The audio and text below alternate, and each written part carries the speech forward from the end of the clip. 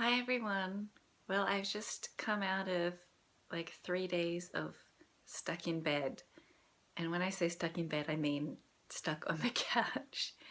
I've had like this low level killer migraine and such fatigue. Like I shared in my previous video blogs how I was feeling the most alive that I felt in ages and felt like a person again and had so much more energy, and I got to go on my holiday, which was really good. And then yeah, the fatigue has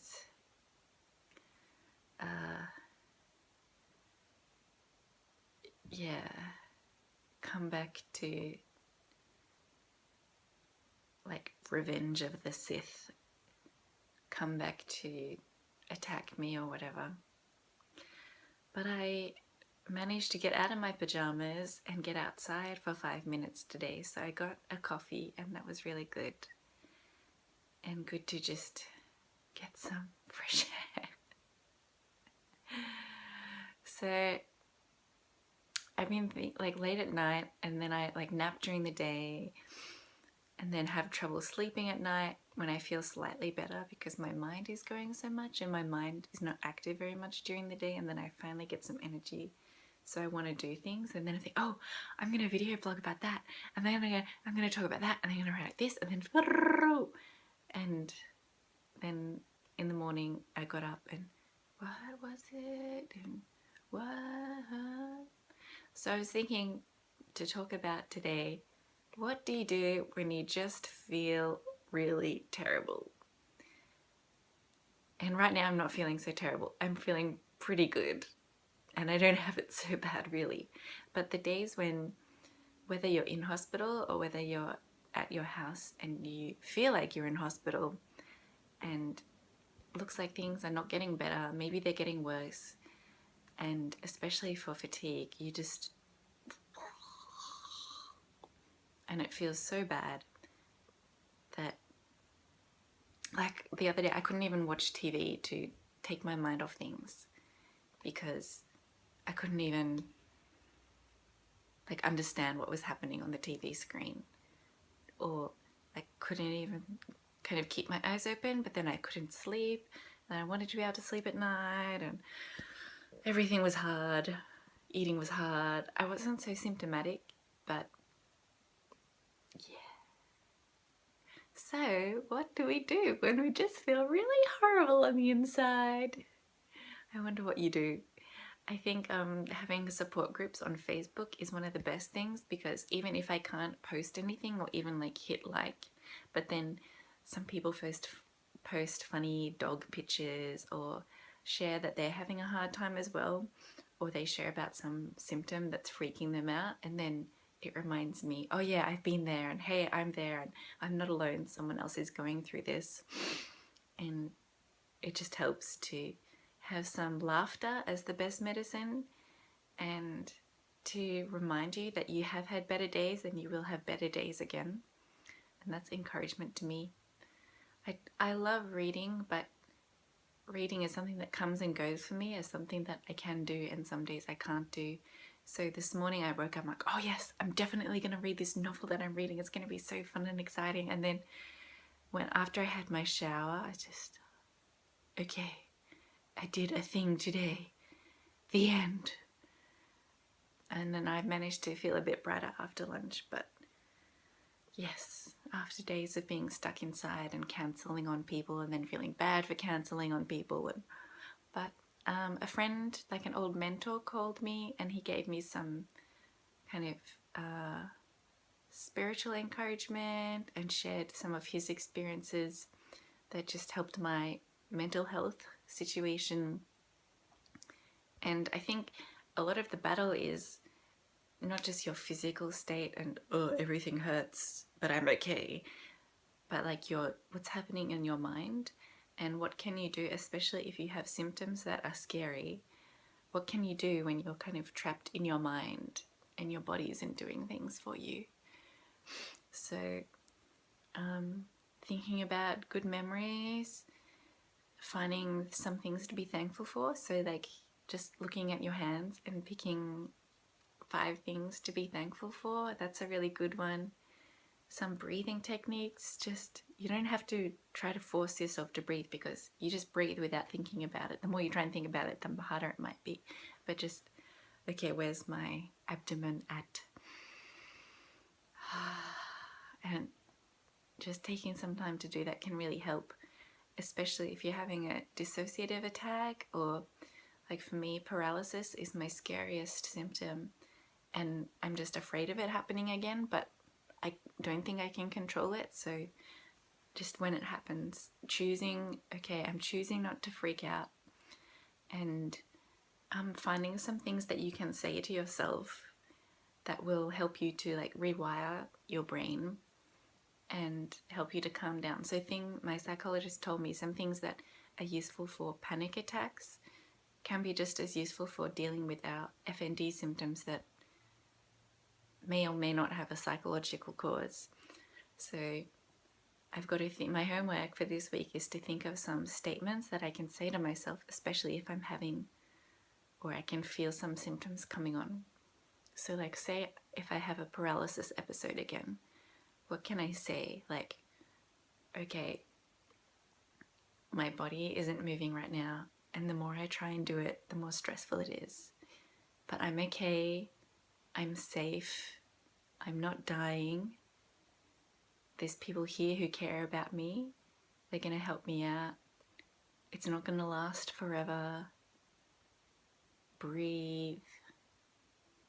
And just like saying some things over and over to yourself that are positive and helpful. Because when you start having a negative thought, your brain like goes through its file system of, when have I had this kind of experience before?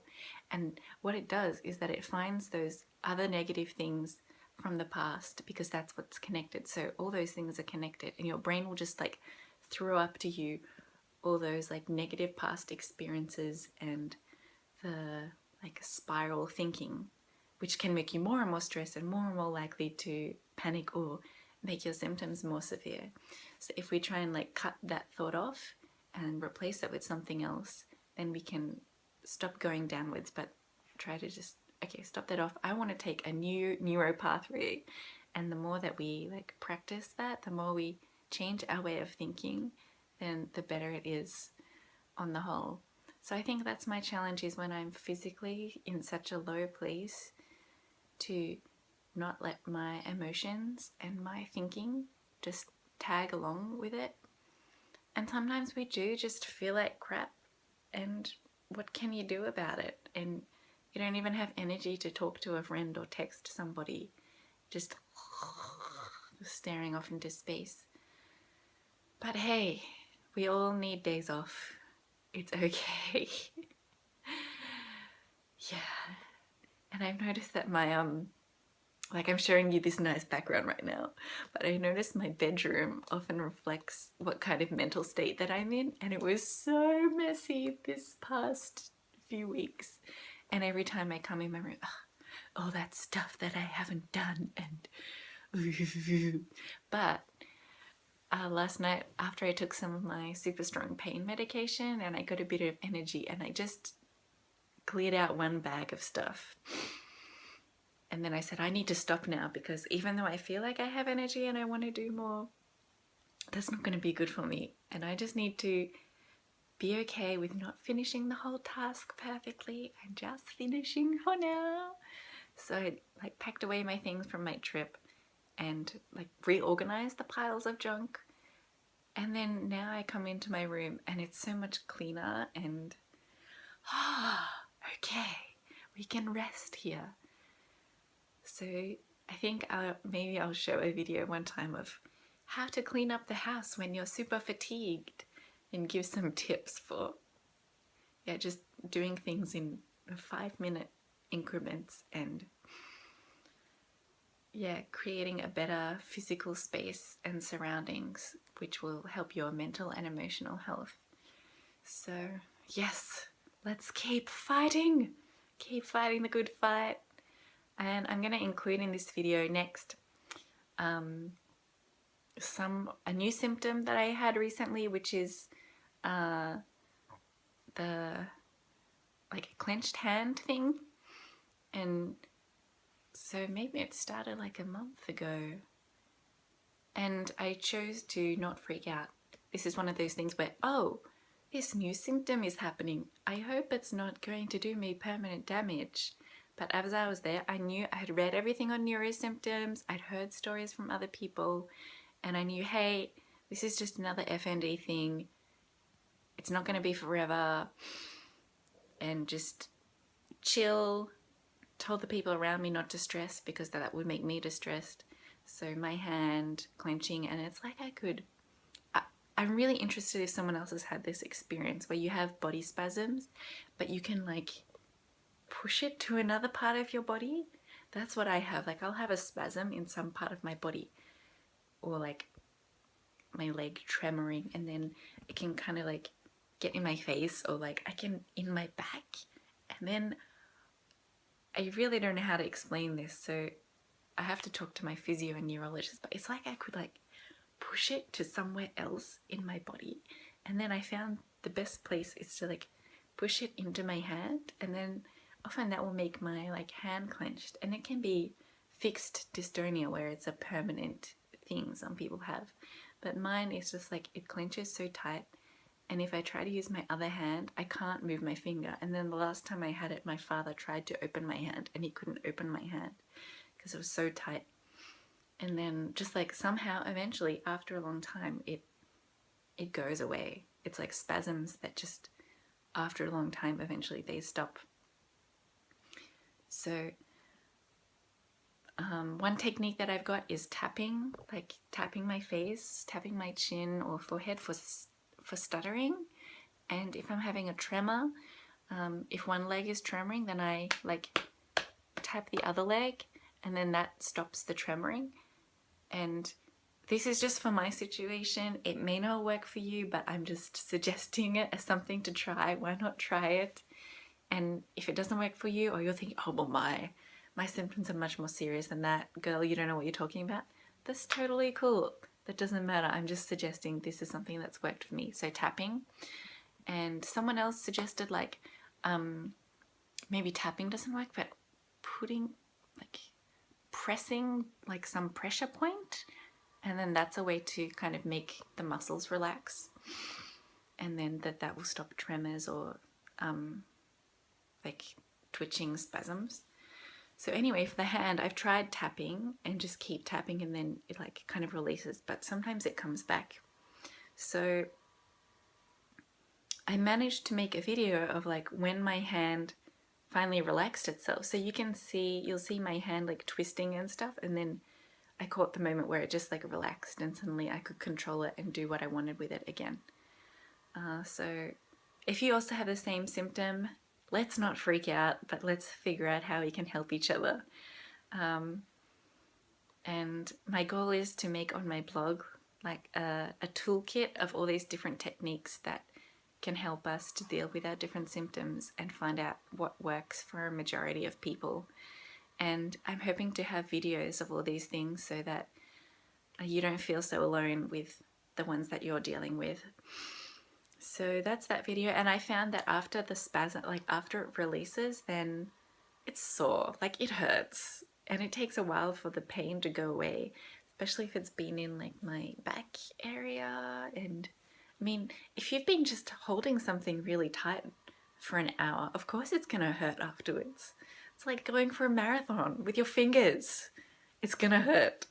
So I usually find it takes a couple of days for that pain to go away, but it does. And that's the thing to remember when it's happening. So I'll include that video next. And yeah, now that I've spent like 15 minutes doing this, it's time to take another break, finish off the rest of my coffee, and binge watch something else on Netflix. And I want to read that novel if I can read and concentrate today. So we have to entertain ourselves sometimes, don't we? Bye. Yep, unlimited data with home phone line rental for $59.99 a month. Connecting Australia to the internet. tpg.com.au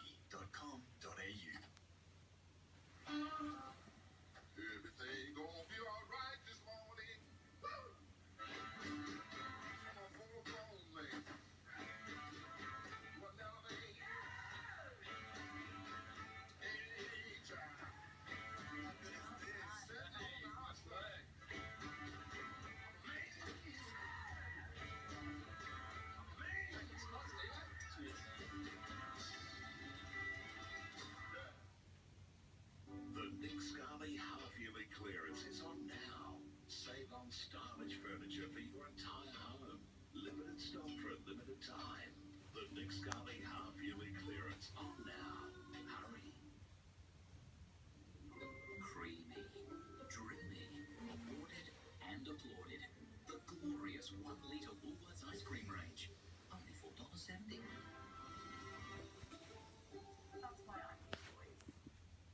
It's the show that's music. Kim Jong-un.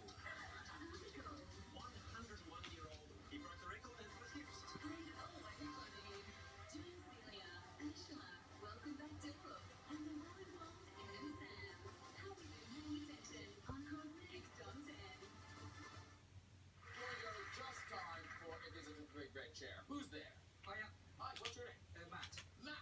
Where are you from, Matt? I'm from Cambridgeshire. Cambridgeshire. Okay. Do you live here or up in Cambridgeshire? No, just up for the day. Oh, up for the day. Yeah. Excitement.